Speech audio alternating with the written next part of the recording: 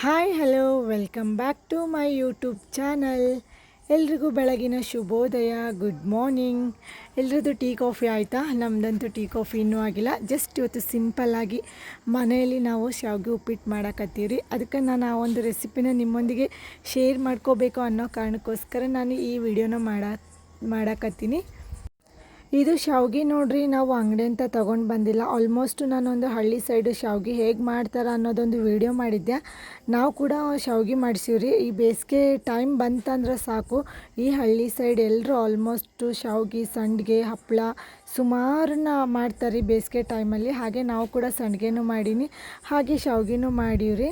ನಾನು ಸಂಡಿಗೆ ವೀಡಿಯೋನು ನಿಮ್ಮೊಂದಿಗೆ ಶೇರ್ ಮಾಡ್ಕೊಂಡಿನಿ. ಹಾಗೆ ಶಾವಿಗೆ ಯಾವ ರೀತಿ ಹಳ್ಳಿ ಸೈಡ್ ಶಾವಿಗೆ ಮಾಡ್ತಾರೆ ಅನ್ನೋ ವೀಡಿಯೋನು ಕೂಡ ಶೇರ್ ಮಾಡ್ಕೊಂಡಿನಿ. ನಾನು ಅದೇ ಶಾವಿಗೆನ ಇವಾಗ ತಗೊಂಡು ನಾವು ಶಾವಿಗೆ ಉಪ್ಪಿಟ್ಟು ಮಾಡಕತ್ತೀವ್ರಿ.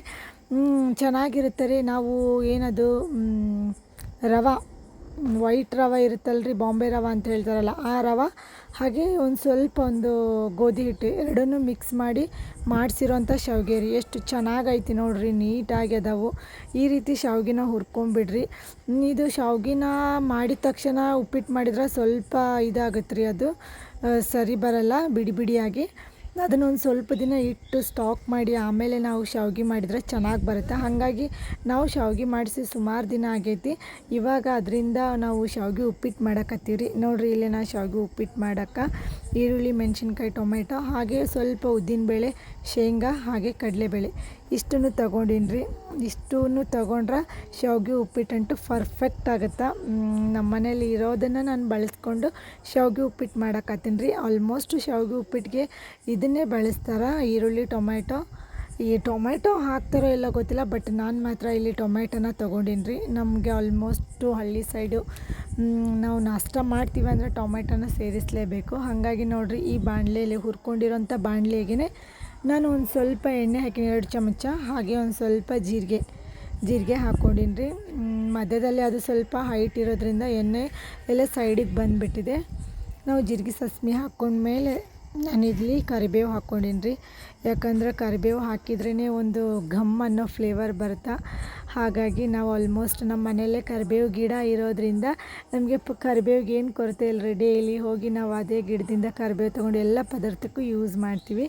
ಹಾಗೆ ಸ್ವಲ್ಪ ಕಡಲೆಬೇಳೆ, ಹಾಗೆ ಶೇಂಗಾ, ಮತ್ತು ಒಂದು ಸ್ವಲ್ಪ ಉದ್ದಿನಬೇಳೆ ತೊಗೊಂಡಿವಿ ನೋಡಿರಿ. ಎಲ್ಲನೂ ನೀಟಾಗಿ ಮಿಕ್ಸ್ ಮಾಡ್ಕೋಬೇಕು. ಇದು ಅಂತೂ ಸ್ವಲ್ಪ ಚೆನ್ನಾಗಿ ಫ್ರೈ ಮಾಡ್ಕೋಬೇಕು. ಕೆಲವೊಬ್ಬರು ನೋಡಿರಿ, ನಾಷ್ಟಕ್ಕೆ ಕೆಲವೊಂದು ಸಲ ಶೇಂಗಾನ ಹುರ್ಕೊಂಡಿರ್ತಾರೆ. ಬಟ್ ನಾನಿಲ್ಲಿ ಶೇಂಗಾನ ಯಾವುದನ್ನು ಹುರ್ಕೊಂಡಿಲ್ಲ, ಡೈರೆಕ್ಟ್ ಹಸಿ ಶೇಂಗಾನೇ ಹಾಕ್ತಾಯಿದ್ದೀನಿ. ಏನಕ್ಕಂತ ಅಂದರೆ ನಾವು ಎಣ್ಣೆಯಲ್ಲೇ ಸರಿಯಾಗಿ ಫ್ರೈ ಮಾಡ್ಕೋತೀವಿ, ಅದನ್ನು ಹುರ್ಕೊಳ್ಳೋಂಥ ಅವಶ್ಯಕತೆಯೇ ಇರೋದಿಲ್ಲ. ಕೆಲವೊಬ್ಬರು ಹುರ್ಕೊಂಡ್ಮೇಲೆ ಅಡುಗೆಗೆ ಬಳಸ್ತಾರೆ, ಅಂದರೆ ಉಪ್ಪಿಟ್ಟಾಗಲಿ, ಶಾವಿಗೆಗಾಗಲಿ, ಅವಲಕ್ಕಿಗಾಗಲಿ. ಇಲ್ಲಿ ನಾವು ಹಸಿ ಶೇಂಗಾನೇ ತಗೊಂಡಿವಿ. ಹಸಿ ಶೇಂಗಾ ತೊಗೊಂಡು ಎಣ್ಣೆಯಲ್ಲಿ ನಾವು ಕರೆಕ್ಟಾಗಿ ಫ್ರೈ ಮಾಡಿಕೊಂಡ್ರೆ ಮುಗೀತು ರೀ. ಉದ್ದಿನಬೇಳೆ, ಶೇಂಗಾ ಹಾಗೂ ಕಡಲೆ ಎಲ್ಲನೂ ಎಣ್ಣೆಯಲ್ಲಿ ಸರಿಯಾಗಿ ಫ್ರೈ ಮಾಡ್ಕೊಂಡ್ಮೇಲೆ ನಾವು ಈರುಳ್ಳಿನ ಆ್ಯಡ್ ಮಾಡ್ತಾಯಿದ್ದೀವಿ ನೋಡಿರಿ. ಈರುಳ್ಳಿನೂ ಸ್ವಲ್ಪ ಚೆನ್ನಾಗಿ ಫ್ರೈ ಆಗಬೇಕು, ಅದು ಕೂಡ ಚೆನ್ನಾಗಿ ಫ್ರೈ ಆಗಬೇಕು ಎಣ್ಣೆಯಲ್ಲಿ, ಅಂದರೆ ಶಾವಿಗೆ ಉಪ್ಪಿಟ್ಟು ಕರೆಕ್ಟಾಗಿ ಬರುತ್ತೆ. ಅದನ್ನು ಫ್ರೈ ಮಾಡ್ಕೊಂಡ್ಮೇಲೆ ನೋಡಿರಿ, ನಾವು ಟೊಮೆಟೊನ ಕಟ್ ಮಾಡ್ಕೊಂಡಿವಿ. ಕೆಲವೊಬ್ಬರು ಶಾವಿಗೆ ಉಪ್ಪಿಟ್ಟಿಗೆ ಟೊಮೆಟೊ ಆ್ಯಡ್ ಮಾಡ್ಕೊಳ್ಳೋದಿಲ್ಲ. ಇಲ್ಲಿ ನಾವು ಟೊಮೆಟೊನ ಆ್ಯಡ್ ಮಾಡ್ಕೊಂಡಿವಿ. ಅದು ಅವ್ರಿಗೆ ಇಷ್ಟದಂತೆ ಬಿಟ್ಟಿದ್ದು. ಕೆಲವೊಬ್ರಿಗೆ ಇಷ್ಟ ಆಗುತ್ತೆ, ಕೆಲವೊಬ್ರಿಗೆ ಇಷ್ಟ ಆಗೋಲ್ಲ. ಇಲ್ಲಿ ನಮಗೆ ಈರುಳ್ಳಿ, ಟೊಮೆಟೊ, ಮೆಣಸಿನ್ಕಾಯಿ ಮೂರನ್ನೂ ಆ್ಯಡ್ ಮಾಡ್ಕೊಂಡಿನಿ ರೀ. ಆಲ್ಮೋಸ್ಟು ಹಳ್ಳಿ ಸೈಡು ಗೊತ್ತಲ್ಲ ರೀ, ನಾಷ್ಟ ಮಾಡ್ತಾರಂತ ಹೇಳಿದರೆ ಸಾಕು, ಈರುಳ್ಳಿ ಟೊಮೆಟೊ ಅಂತೂ ಮೇನ್ ಇರಲೇಬೇಕು. ಹಾಗೆ ನಾವು ಸ್ವಲ್ಪ ಹಸಿಮೆಣ್ಸಿನ್ಕಾಯಿ ತೊಗೊಂಡಿವ್ರಿ. ಇದೆಲ್ಲನೂ ಕರೆಕ್ಟಾಗಿ ನೀಟಾಗಿ ಫ್ರೈ ಆಗಬೇಕು ರೀ ಈ ಎಣ್ಣೆಯಲ್ಲಿ. ಯಾಕಂದರೆ ಕೆಲವೊಂದು ಸಲ ಈರುಳ್ಳಿ ಹಸಿ ಇರುವಾಗ ಕರೆಕ್ಟ್ ಆಗೋಲ್ಲ. ಹಾಗಾಗಿ ಅದನ್ನೆಲ್ಲ ನೀಟಾಗಿ ನಾವು ಎಣ್ಣೆಯಲ್ಲಿ ಫ್ರೈ ಮಾಡ್ಕೊಂಡ್ಮೇಲೆ ನಾವು ಶಾವಿಗೆ ಎಷ್ಟು ತೊಗೊಂಡಿರ್ತೀವೋ ಅದಕ್ಕೆ ಅರ್ಧದಷ್ಟು ಸ್ವಲ್ಪ ನೀರನ್ನ ಆ್ಯಡ್ ಮಾಡಬೇಕು ನೋಡಿರಿ.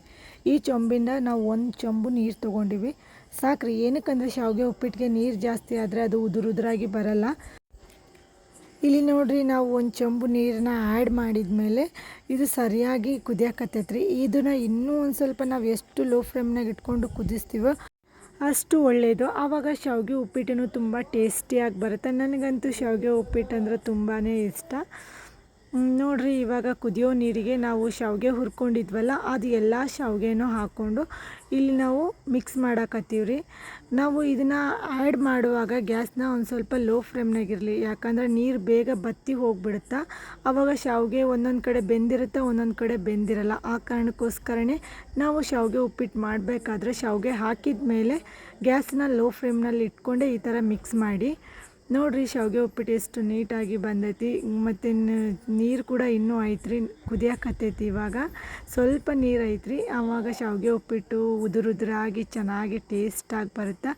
ಆಲ್ಮೋಸ್ಟ್ ನೀರಂತೂ ಇವಾಗ ಕಡಿಮೆ ಆಗೈತಿ ಶಾವಿಗೆ ಉಪ್ಪಿಟ್ಟಿನಿಂದ. ನೋಡಿರಿ ಇವಾಗ ಮತ್ತೊಂದು ಸಲ ಸರಿಯಾಗಿ ಮಿಕ್ಸ್ ಮಾಡಿ ನಮ್ಮ ಅಕ್ಕ ಇವಾಗ ನೋಡಿರಿ ಗ್ಯಾಸನ್ನ ಆಫ್ ಮಾಡಿ ಒಂದು ಮುಚ್ಚಳನ ಮುಚ್ಚಿಟ್ಬಿಡ್ತಾರೆ. ಅದಕ್ಕೆ ಒಂದು 5 ಮಿನಿಟ್ಸ್ ಮುಚ್ಚಳ ಮುಚ್ಚಿಟ್ರೆ ಶಾವಿಗೆ ಉಪ್ಪಿಟ್ಟಂತೂ ನೀಟಾಗಿ ಉದುರಾಗಿ ಚೆನ್ನಾಗಿ ಬರುತ್ತೆ. ನೋಡಿರಿ ಒಂದು 5 ಮಿನಿಟ್ಸ್ ಆದಮೇಲೆ ನಮ್ಮ ಅಕ್ಕ ಇದನ್ನು ಮುಚ್ಚಳ ತೆಗ್ದಾಳ. ಆವಾಗಲೇ ಸ್ವಲ್ಪ ನೀರಿತ್ತು, ಮುಚ್ಚಳ ಮುಚ್ಚಿ 5 ನಿಮಿಷ ಇಟ್ಮೇಲೆ ನೋಡಿರಿ ನೀರಂತೂ ಫುಲ್ ಹೋಗೈತಿ. ಶಾವಿಗೆ ಉಪ್ಪಿಟ್ಟಂತೂ ನೀಟಾಗಿ ಗರಿಯಾಗಿ ಉದುರಾಗಿ ಬಂದೈತಿ. ಇವಾಗ ನೋಡಿರಿ ನಮ್ಮ ಅಕ್ಕ ಅದನ್ನು ಎಷ್ಟು ಒಂದು ಚಮಚೆಲ್ಲ ತೊಗೊಂಡು ಒಂದು ಬೌಲಿಗೆ ಹಾಕಕತ್ತಾಳ. ಬೌಲಿಗೆ ಹಾಕಿ ಒಂದು ಪ್ಲೇಟಿಗೆ ಮಗುಚಿ ಬಿಡ್ತಾಳೆ. ನೋಡಿರಿ ಉಪ್ಪಿಟ್ಟು ಹೆಂಗೆ ಬಂದೈತಿ ಅಂತ. ನೀವೇ ನೋಡ್ತಿದ್ದೀರಲ್ರಿ ಶಾವಿಗೆ ಉಪ್ಪಿಟ್ಟು 5 ಮಿನಿಟ್ಸಲ್ಲೇ ರೆಡಿ ಆಯಿತು. ಇದನ್ನಂತೂ ಏನೋ ಜಾಸ್ತಿ ಟೈಮ್ ಅಂತೂ ಹಿಡ್ಕೊಳ್ಳೋದೇ ಇಲ್ಲ. ಚೆನ್ನಾಗಿ ಬಂದೈತ್ರಿ ಶಾವಿಗೆ ಉಪ್ಪಿಟ್ಟು ಉದುರಾಗಿ. ನೀವೇ ನೋಡ್ಬೋದು. ನೀವು ಕೂಡ ಮನೆಯಲ್ಲಿ ಬೇಸಿಗೆ ಟೈಮಲ್ಲಿ ಶಾವಿಗೆನ ಮಾಡಿಸಿ ಇಟ್ಟಿದ್ರೆ ಅದರಿಂದ ಒಂದು ಸಲ ಶಾವಿಗೆ ಉಪ್ಪಿಟ್ಟು ಮಾಡಿ ನೋಡಿರಿ. ಇವಾಗ ಟೇಸ್ಟ್ ಹೆಂಗೈತಿ ಅಂತ ನೋಡೋಣ ಬರ್ರಿ. ಮತ್ತು ಯಾರೆಲ್ಲ ನನ್ನ ಚಾನಲ್ಗೆ ಇನ್ನೂ ಸಬ್ಸ್ಕ್ರೈಬ್ ಆಗಿಲ್ಲ ಸಬ್ಸ್ಕ್ರೈಬ್ ಮಾಡ್ಕೊಳ್ಳಿ. ಸಬ್ಸ್ಕ್ರೈಬ್ ಮಾಡ್ಕೊಳ್ಳೋದ್ರ ಜೊತೆಗೆ ಬೆಲ್ ಐಕಾನ್ನ ಕ್ಲಿಕ್ ಮಾಡಿ ಆಲ್ ಅಂತ ಸೆಲೆಕ್ಟ್ ಮಾಡಿರಿ. ಇಲ್ಲಿಗೆ ನನ್ನ ಈ ವಿಡಿಯೋನ ಎಂಡ್ ಮಾಡ್ತೀನಿ ರೀ. ಮತ್ತೆ ಮುಂದಿನ ವಿಡಿಯೋದೊಂದಿಗೆ ಸಿಗೋಣ. ನನ್ನ ಶಾವಿಗೆ ಉಪ್ಪಿಟ್ಟಿನ ವಿಡಿಯೋ ನಿಮಗೆ ಇಷ್ಟ ಆದ್ರೆ ಒಂದು ಕಮೆಂಟ್ ಹಾಕಿ. ಬಾಯ್.